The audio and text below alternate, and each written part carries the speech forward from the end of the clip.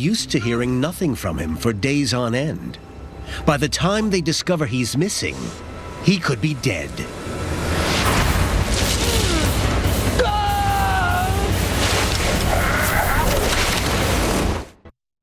A hike down to a remote Canadian beach has left 26-year-old Shouldn with a shattered pelvis and serious internal injuries. He's left his cell phone in his van, and at this time of year, the beach can be deserted for weeks on end.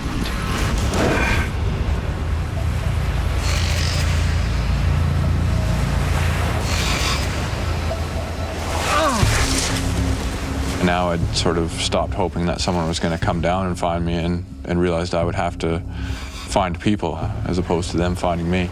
If I was going to make it, I had to get up the cliff. The sheer cliff he climbed down 2 days ago to get to the beach is the only way out. It was a struggle on the way down, even when he was fully fit. But climbing up the cliff without the use of his legs is surely an impossible task. I either had to get to help or I was going to die. There was really no two ways about it, and when your choices are put that simply, it's you don't need a lot of motivation to carry on.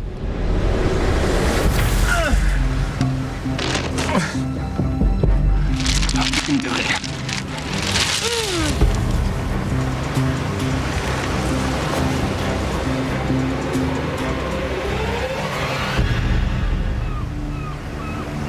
I was at the bottom looking up from 1.5 feet off the ground. It was very daunting to look up and see the size of it. I can't believe I'm doing this. I wasn't sure that I was going to make it. Shouldn faces a vertical climb of some 30 feet.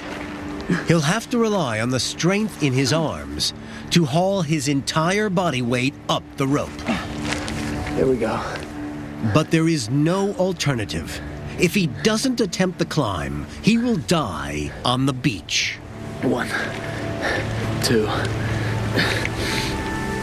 3.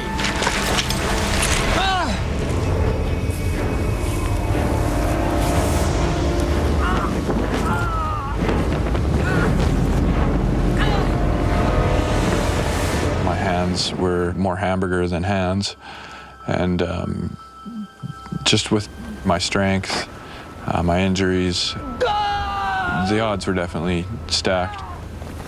Using my hands as much as possible to brace myself. I was being so painstaking in choosing which rocks I would use for a handhold, knowing that if I made the wrong choice, that would be the end of me. Shouldn knows he can't survive another fall. His crushed pelvis means his legs are useless. All he can do is trust the strength in his arms and pray that the rope holds. He's nearly at the top when the unthinkable happens.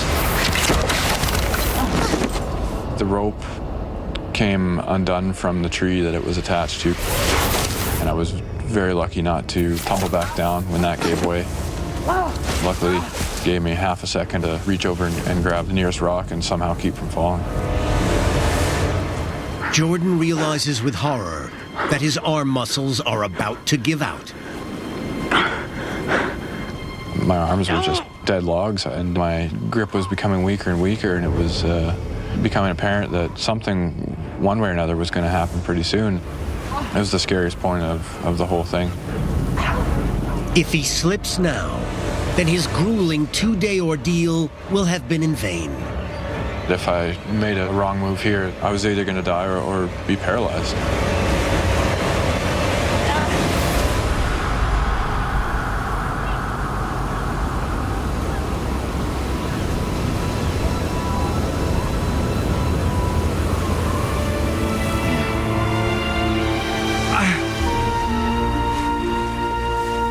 He's made it. When I found myself down top after I'd flop myself over the top of the vertical bit, I really felt that I'd gotten past the worst of it. But it's come at a terrible price. I had cuts everywhere, as broken up as I was, so near complete exhaustion that I couldn't move a muscle for probably 10 minutes.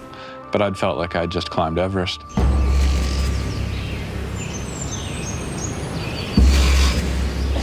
Jordan's achievement is superhuman, but it's only one small step towards survival. It's taken him 2 days to cover just 600 yards. The main road is almost 3 times as far away, and he's chronically dehydrated. 3.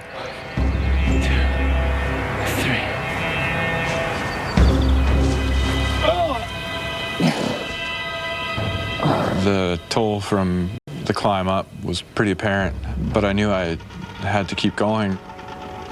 So instead of looking at it as one big long pull that I had to do, I would break it down into sections of about 10 pulls, and then I'd rest and give myself 5 or 6 seconds of rest and then go as hard as I could. Close to collapse, Jordan drags his broken body across the forest floor for 6 punishing hours, inch by agonizing inch.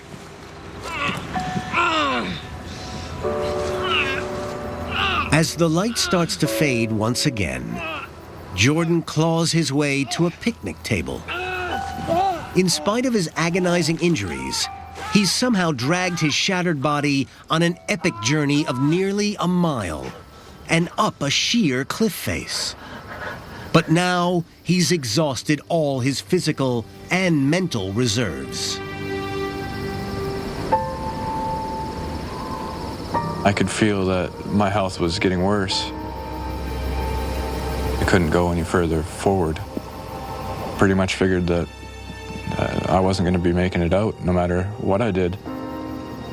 Despite all his heroic efforts, Jordan Nicurity is convinced that at the age of 26, his life is ending. There was nothing to do but lay there, wait for death, and think of all the people that I wasn't going to see again. For 3 days, Jordan Nicurity has pulled off an extraordinary feat of human endurance. Despite dreadful injuries, he's dragged his broken body for more than a mile and scaled a vertical cliff face. But time is running out for Jordan. Now, he's convinced he will die.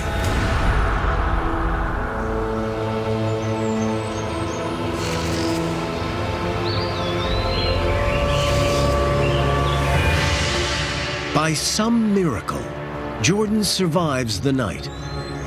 As dawn breaks, he draws on his final ounce of strength and determination. Severely dehydrated and slowly dying of his injuries, he forces himself to go on in a last desperate bid for life. My plan on the 4th day was to get as close as I could to where people might chance upon me. I was that close to death. All I could think was just keep pulling. The temptation to curl up and let go is overwhelming, but Jordan refuses to go quietly. It probably took me around 2 hours to get about 20 yards, so I was only maybe going 5-6 feet at a time and then passing out for 10 or 15 minutes. The physical reality had set in, and there was really no more mind over matter to be had. I was actually going to die very soon.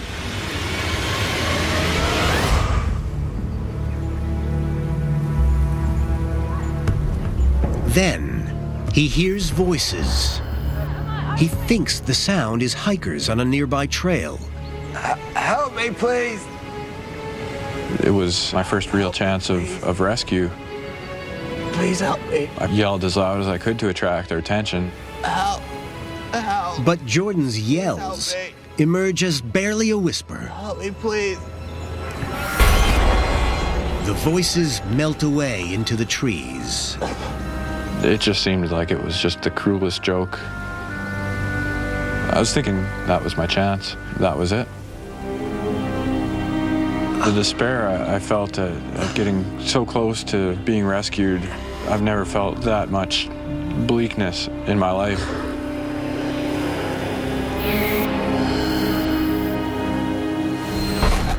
He starts to slip in and out of consciousness, dreams and reality blurring into one another.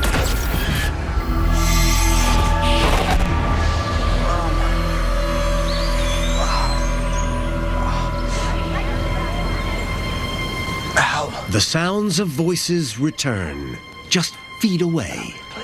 I started yelling again. Help! Help me, I just please. yelled and yelled at them. This time, Jordan can actually see hikers through the trees. But they're getting further away.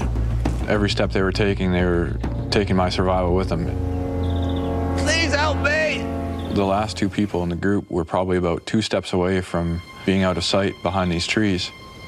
And there was a lady in an orange rain jacket, and I could see her stop and sort of cock her head, and she obviously had heard something.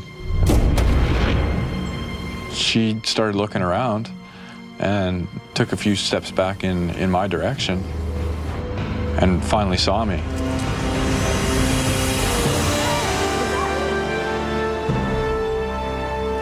As soon as she saw me, I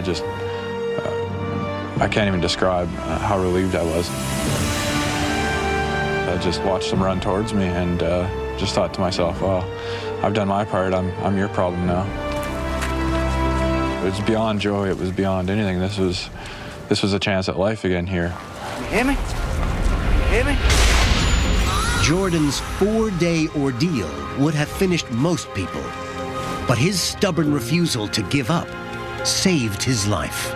I came as close as you can get, I think, to dying, and it looked like I was gonna make it. Jordan was treated for a ruptured pancreas and internal hemorrhaging, injuries that could have killed him within hours. In a series of operations, surgeons fixed Jordan's shattered pelvis using 5-inch-long titanium screws. He also needed major skin grafts to his legs and hands. Jordan recovered fully and now enjoys life at home with his family. He lives every day as though it's his last. The only guarantee that we're given is that we will die. We can't pick when or how. The only thing we can affect is what we do with the time that we're given. I see my life now as something that is not to be squandered, even in the smallest amount. Get survival tips, go behind the scenes, and more at animalplanet.com/ISBA.